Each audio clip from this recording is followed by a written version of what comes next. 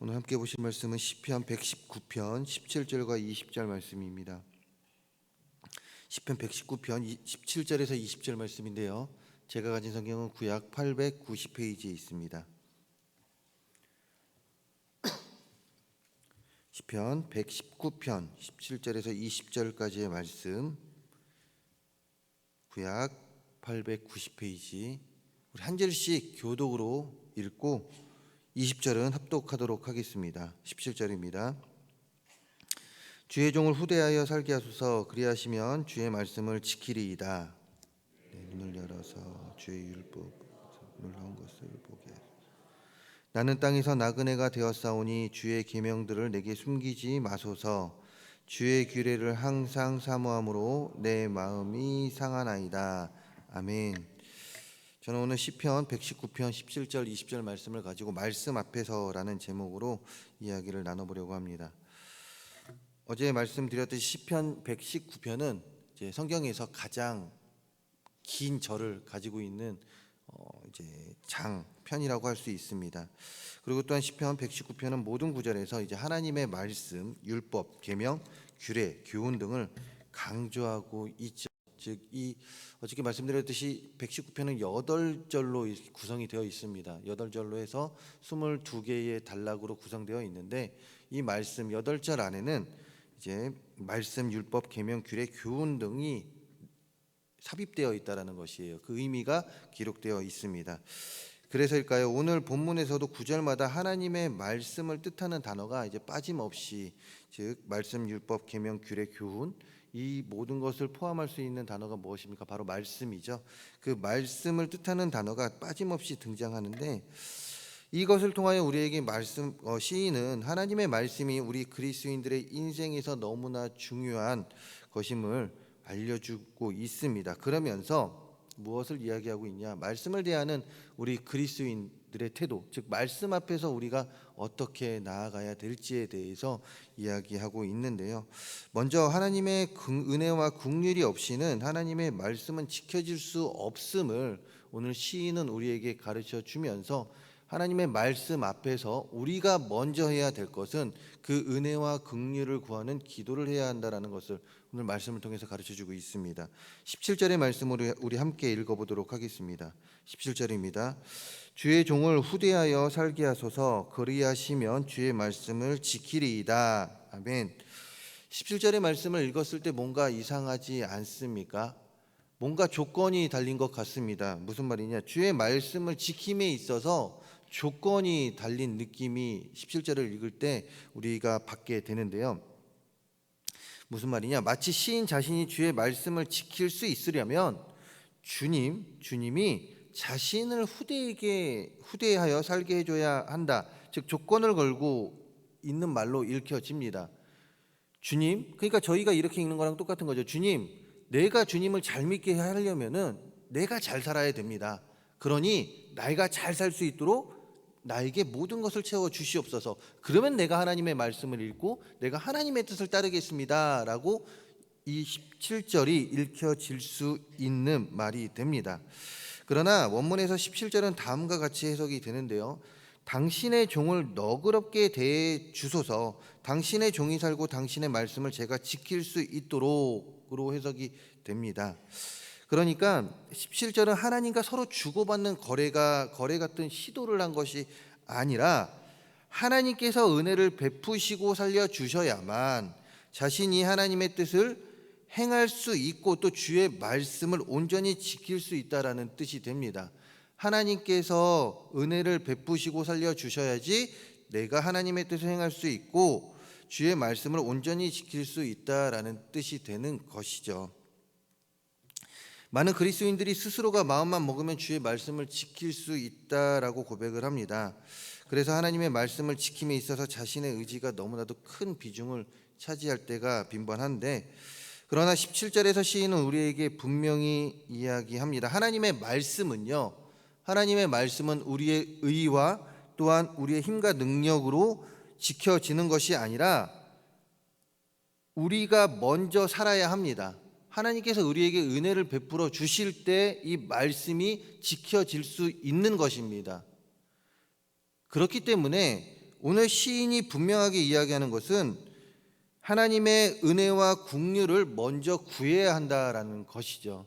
이 말씀을 대함에 있어서 내 의지와 나의 뜻을 앞세우는 것이 아니라 먼저 하나님의 은혜와 긍휼을 구함 가운데 이 말씀을 행할 수 있어야 함을 오늘 시인은 분명하게 이야기합니다. 맞습니다. 우리의 의와 능력을 앞세워 하나님의 말씀을 지키려 할 때면 어느 순간 지치게 됩니다. 경험해 보지 않으셨습니까? 이 말씀은 내가 언제든지 지킬 수 있어.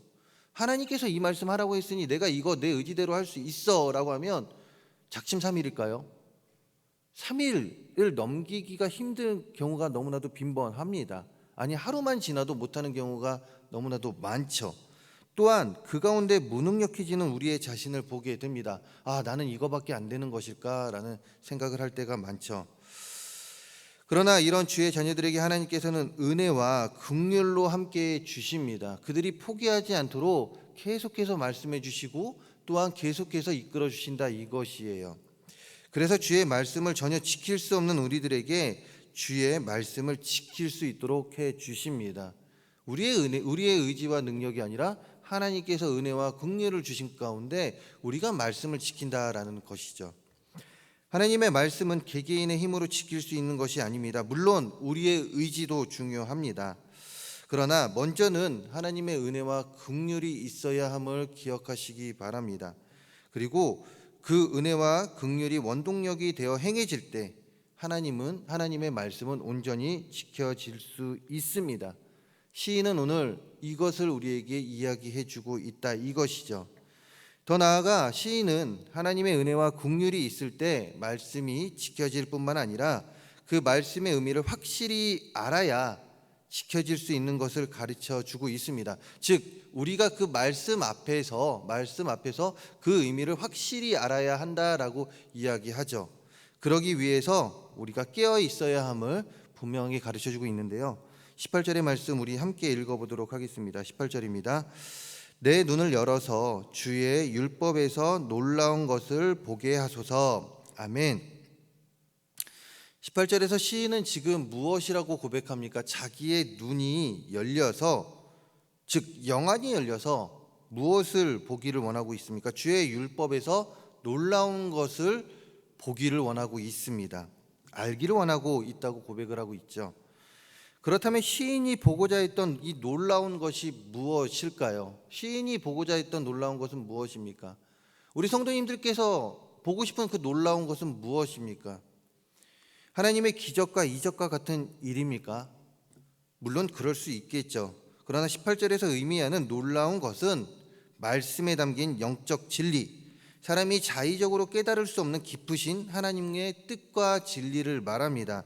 즉 시인은 하나님의 말씀을 더욱 깊이 알고 싶었다라는 것이죠.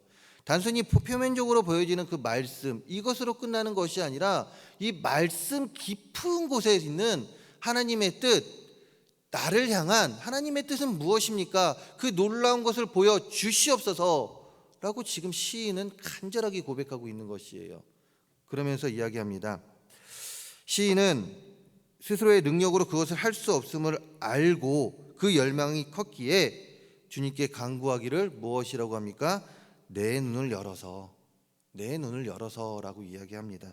즉 나의 눈을 열어주소서, 영안을 열어주소서라고 이야기하고 있죠. 영안을 열린다라는 것, 즉 영적으로 깨어 있음을 말합니다. 즉 시인이 내 눈을 열어서 주의 율법에서 놀라운 것을 보게 하소서라는 것은 내가 영적으로 깨어서 하나님의 그 율법에서 놀라운 것을 보게 하소서라는 말이 되죠. 성경은 단편 소설이 아닙니다. 객관적인 지식이 기록된 책이 아닙니다. 성경은 하나님의 감동으로 기록된 책입니다.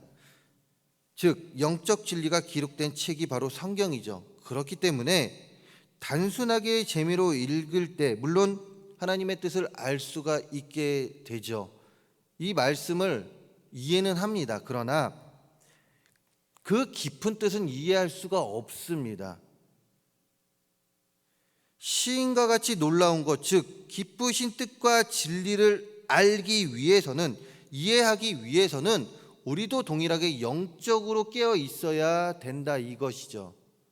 단순히 읽는 것이 아니라 우리가 먼저 영적으로 깨어서 이 말씀을 볼 때 하나님께서 우리에게 말씀하는 것이 무엇인지 우리는 정확하게 알 수 있다 이것입니다. 정확하다라기보다는 하나님의 뜻을 더욱더 깊이 알아갈 수 있다 이것이죠. 이러기 위해서는 우리의 영이 하나님께 붙들려 깨어 있어야 합니다. 즉 시인은 오늘 우리에게 말씀하고 있습니다. 말씀을 대할 때 있어서 영적으로 깨어 있어야 됨을, 은혜와 긍휼을 구하고, 즉 말씀을 보기 전에 먼저 하나님의 은혜와 긍휼을 구하고 또한 영적으로 깨어서 말씀을 대해야 함을 오늘 시편 119편 17절 20절의 말씀을 통해서 우리에게 가르쳐주고 있다 이것이죠. 그렇다면 하나님의 은혜와 긍휼 가운데 말씀이 행해지고 성령의 붙잡힘 가운데 끼어서 하나님의 말씀을 더욱 깨닫게 될 때 어떤 일이 벌어지기 때문에 시인은 우리에게 이것을 강조하고 있을까요? 우리 20절의 말씀 한번 함께 읽어보도록 하겠습니다. 20절입니다. 주의 규례들을 항상 사모함으로 내 마음이 상하나이다. 아멘. 마음이 상한다. 마음이 상한다라는 말을 들을 때 대부분 어떤 의미로 받아들입니까? 마음이 아프다라고 이해를 합니다. 문자 그대로 보았을 때 오해가 될 만한 문구이지만 여기서 말하는 마음이 상한다라는 것은 내가 마음이 아픕니다.